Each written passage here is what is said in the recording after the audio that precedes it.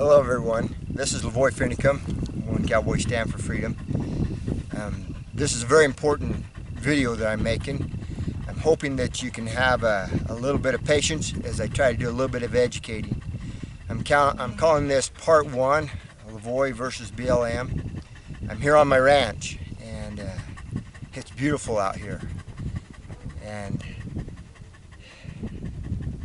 it's time that we do something more than just talk about freedom and about defending our Constitution. So I want to educate, I want to teach, I want to let you know what I'm personally doing to defend our Constitution. First off, I'm going to just pan here and show you what this pasture is. This is just one of my pastures on my ranch. I don't know how many acres are here, 3,000–4,000 acres in this particular pasture. In 6 years, I've never grazed this pasture off. This is the first year that I'm turning out on this pasture. And that's going to be significant, and I'll explain why. But first, I'm just going to pan and show you this pasture. Okay, as you look around, this is my reservoir. Call this my Upper Kent pasture. A few of my cows sitting on the reservoir.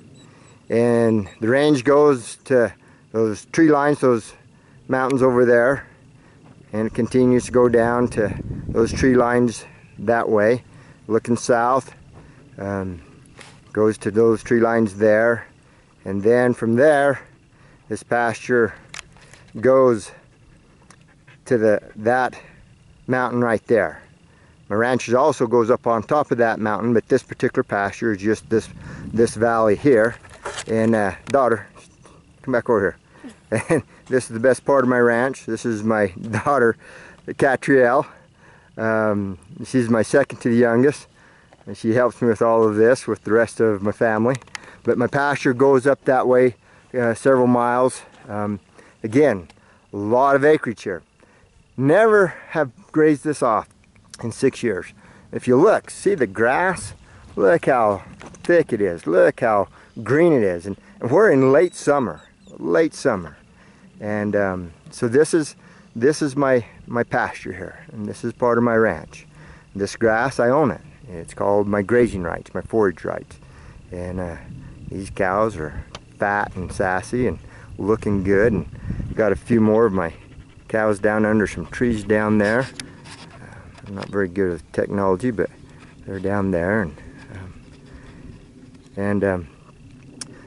So let me move forward here. Put this back down.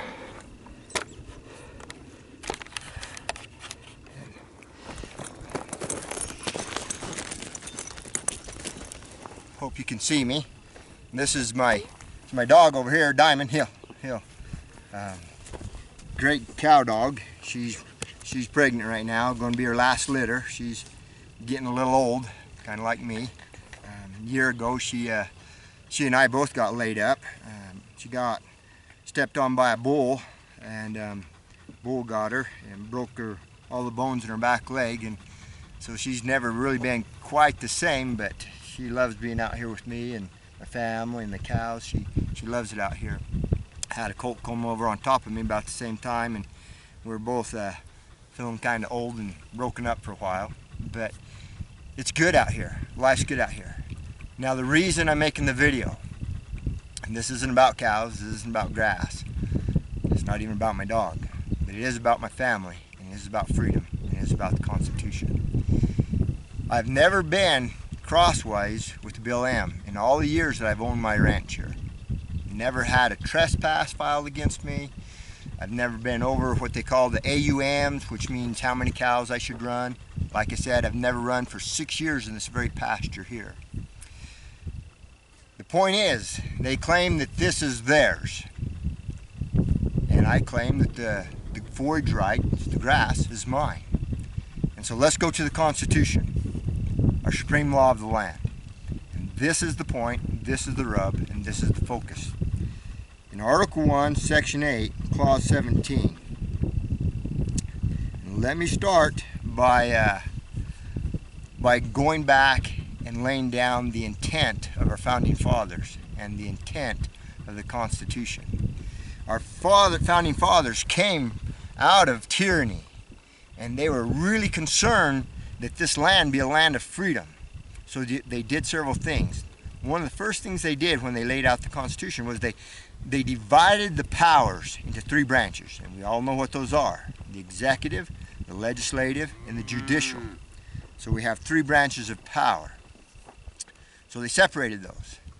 And the other thing they did to keep from having a centralization of power into a central government, which increases or decreases the freedom of the individual, is that they limited the amount of land mass that this central power could control, called the federal government. Because if you can control the land, you can control the food production, you can control the people. Now currently the BLM, or the federal government, lays claim to 1/3 of the land mass of the United States. Put that in perspective. You've got to put together the country of Germany, and you must combine it with the country of France. Then you better put in Italy, Spain, throw in Portugal, and then throw in Britain. You got to start throwing all those countries together to begin to get them close to the comparison of the land mass that the federal government owns, say that they own and control. Now, and in this land mass, they claim to have what's called exclusive legislative ability. And what they have done, they have combined all three branches of power. And I'll explain that. You have bureaucrats that sit behind desks, and they will write a statute or a regulation, and it has the effect of law, and then they implement that. And now that regulation is enforced by federal rangers who are armed, and they can enforce it.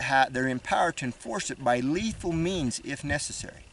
If a person gets crosswise with one of these statutes, they're then hauled into a federal court and tried by a federal judge.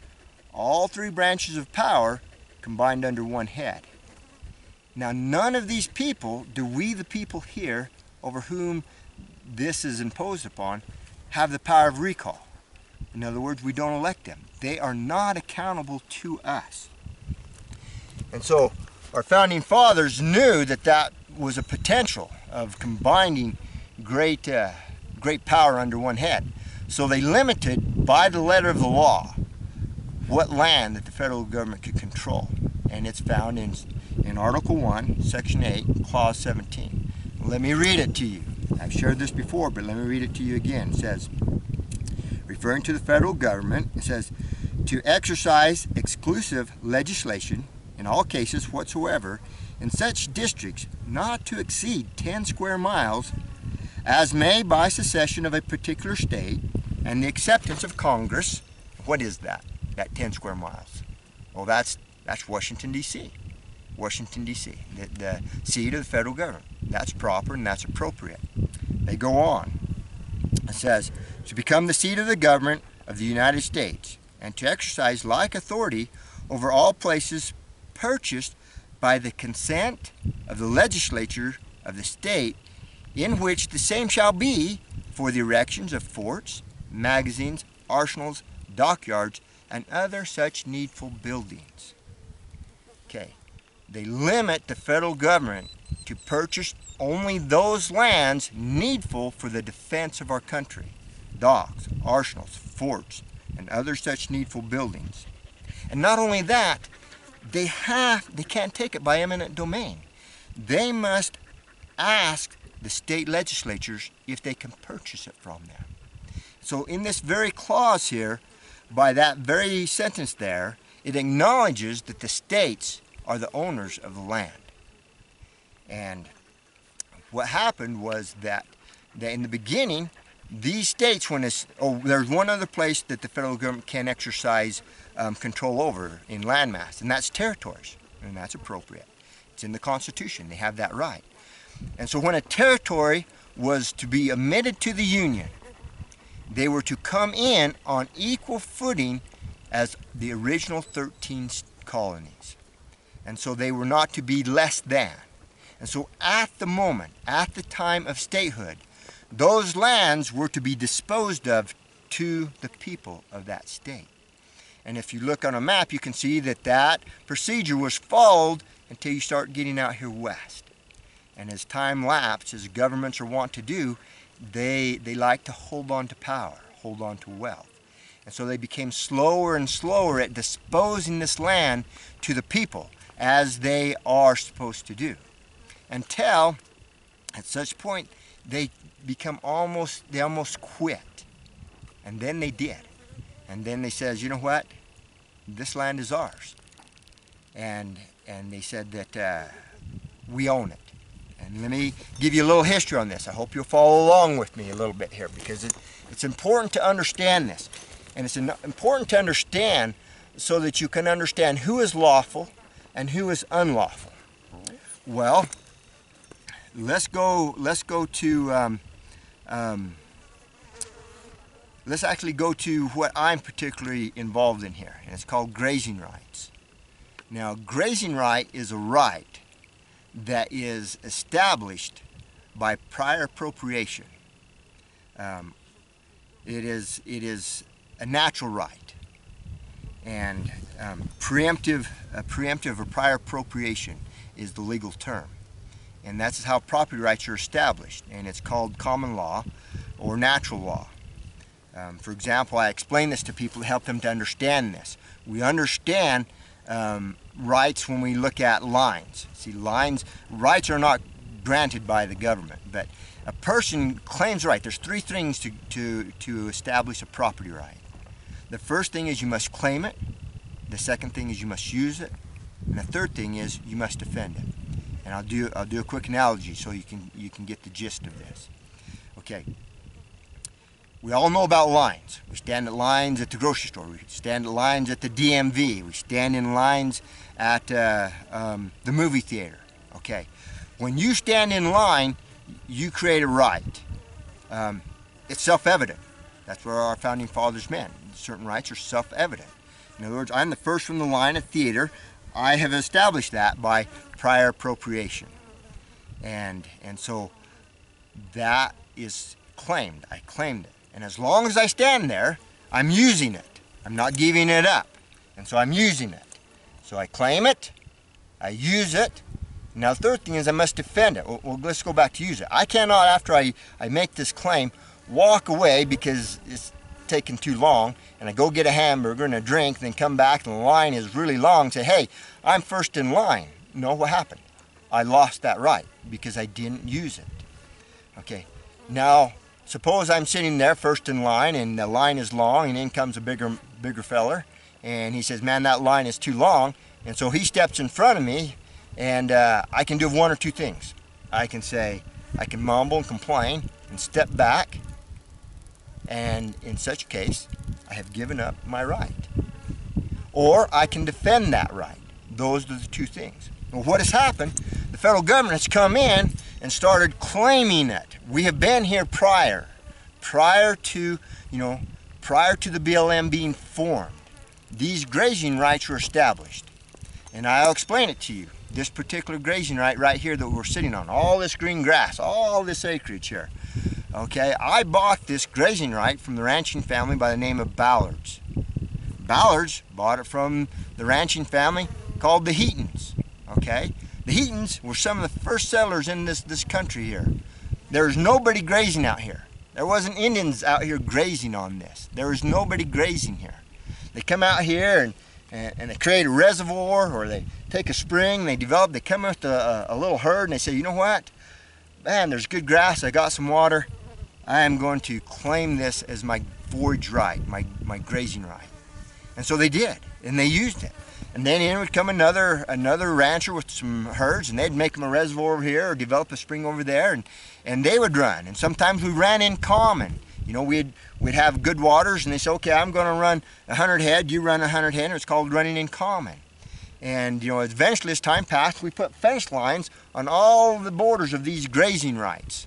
And when we had conflict, the bigger guy come in and says, you know what, I know you're here first, but I'm tough, and I I'm going to take. And so sometimes we fought and we shot each other over these grazing rights.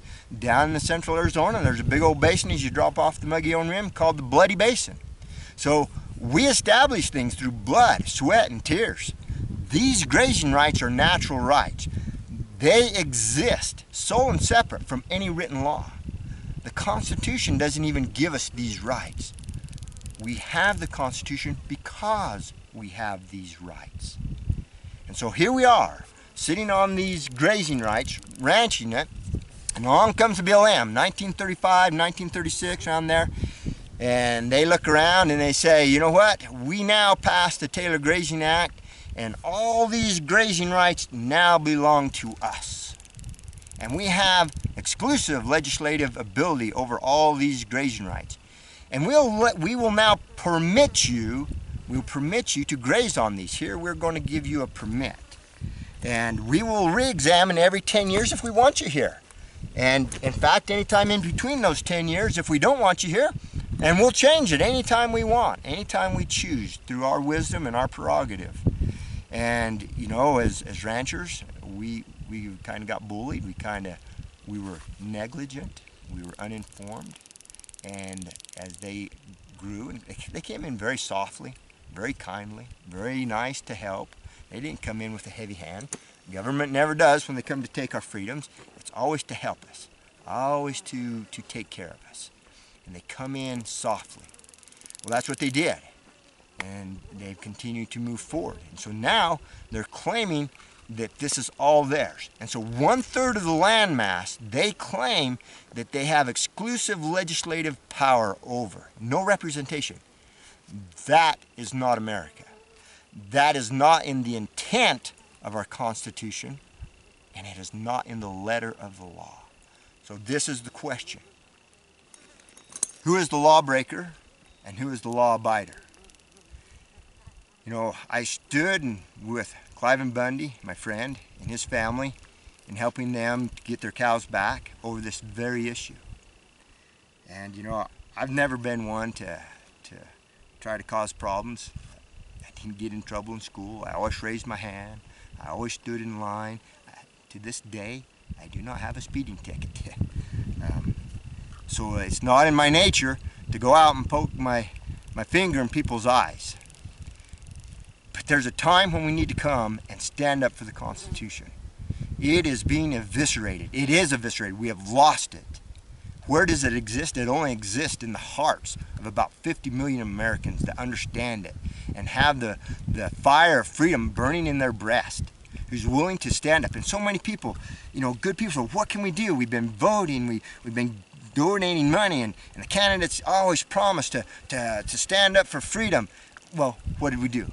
We gave the Republican Party the House and the Senate. What have they done? Nothing, nothing. And you think we're going to give them a Republican president and they're going to stand up on the Constitution and they're going to require the federal government to live within the frameworks that we the people have given them, namely the Constitution? It's not going to happen. But this is where it will happen, because this Constitution will be saved. The principles vouchsafed herein will prevail. And this is me doing my little part. So what I've done, I sent a letter to the BLM saying thank you so much for your help in managing my ranch, but I shall no longer need your help. I shall manage it myself. And so I will no longer pay them the mandatory fees, nor sign the mandatory terms and conditions, because they're illegal, illegitimate. It's not theirs. I didn't buy it from them. I bought it from the Ballards from the Heatons. Heatons established it. Okay, it's not theirs. It never was theirs. They're forbidden from having it. Okay, so let's make that clear. The first thing, if you're going to stand for freedom, you better figure out where the line is. Who's legal, who's lawful. Now, this is the first time that I am going crosswise with the BLM. I've told them that this grazing right is mine. For 6 years, I've not been able to graze off this green pasture, 3,000 to 4,000 acres. It might even be more than that. I don't even know. And so now I've got water in my reservoir. My cows need some pasture. And they say, well, you can't turn in here. We've got a regulation on a piece of paper. You, LaVoy Finicum, cannot turn in here on this grass.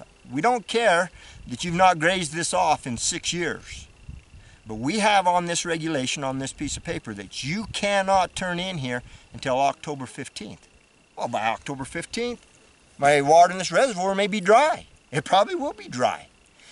Then how will I graze off all this grass that is mine, that I pay for, that I fight every year to make my mortgage payment on? Everything I have is tied up into this. My home, my life. I spent my lifetime trying to obtain a ranch, to live like, you know, I loved as a young boy riding with my dad, chasing some cows on the weekend and stuff. And I always wanted to raise my family out here and raise them like this.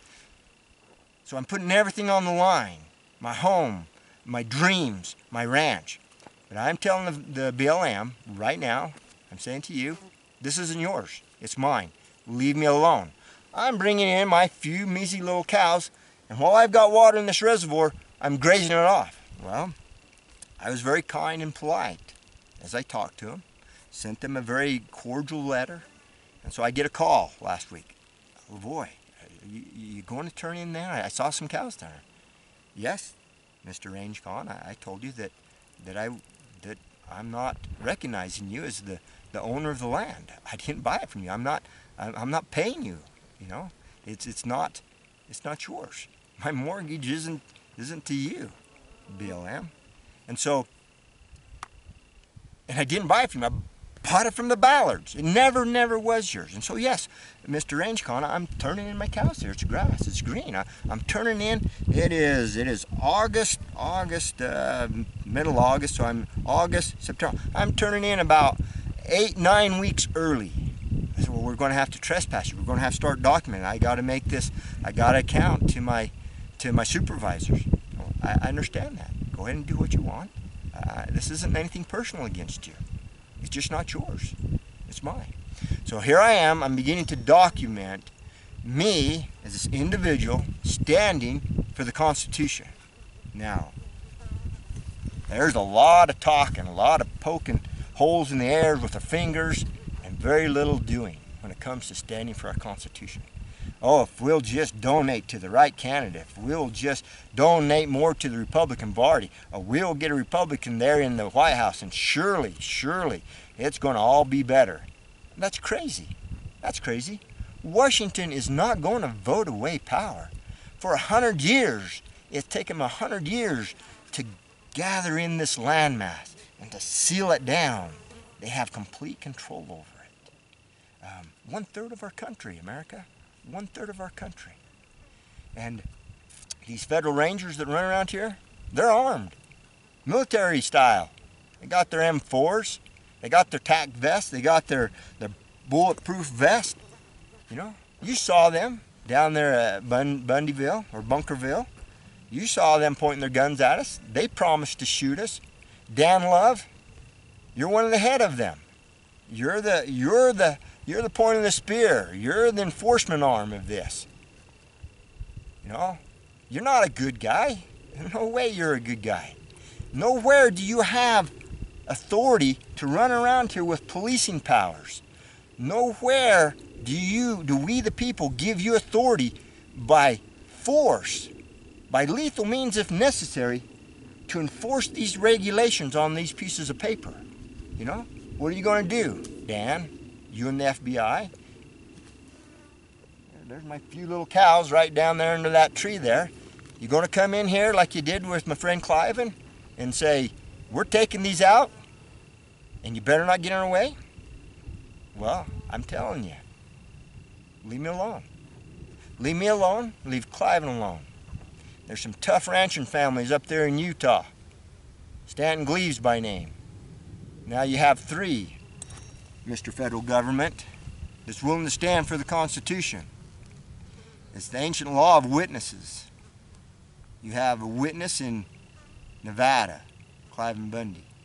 You have a witness in Arizona, LaVoy Finicum. And you have a witness in Utah, Stanton Gleaves.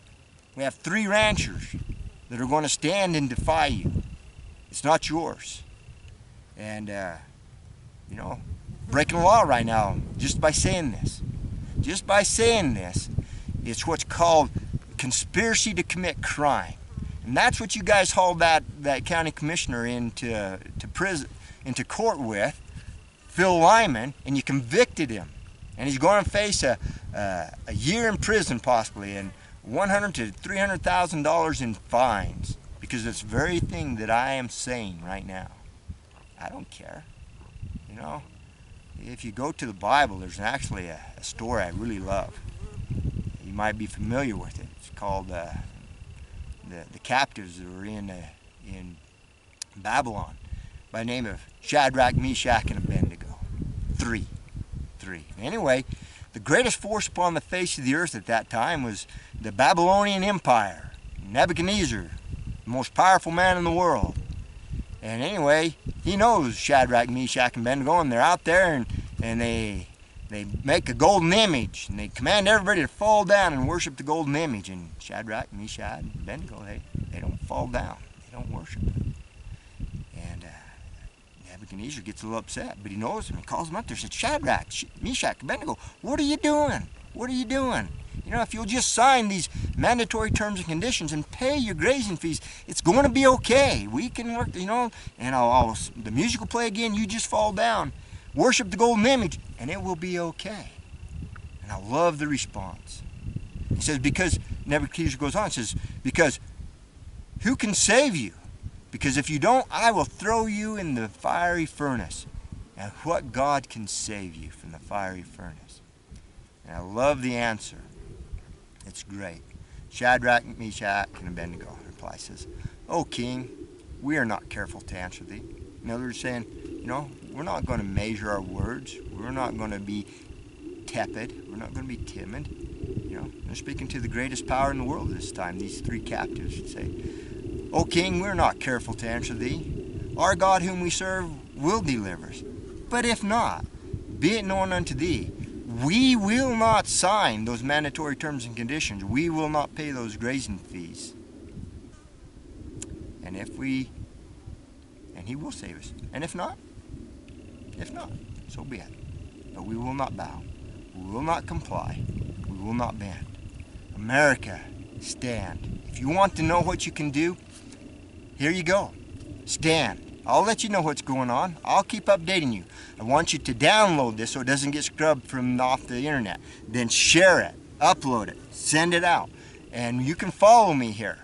You can follow me here. You can follow Stanton Gleaves and Clive and Bundy. Here I am.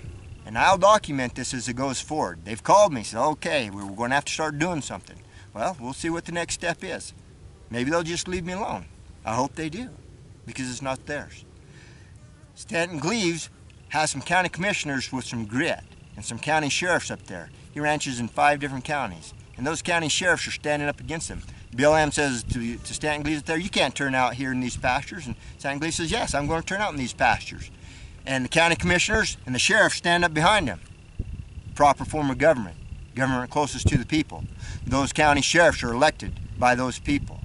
Those county commissioners are accountable to those people. They have the power of recall. And anyway, they back him down. Now, I've talked to my county sheriff here. I'm going to go visit with him more. He's been very friendly over the phone. I'm going to visit with him, shake his hand, take the measure of the man, see how deep his love is for the Constitution, see about his understanding.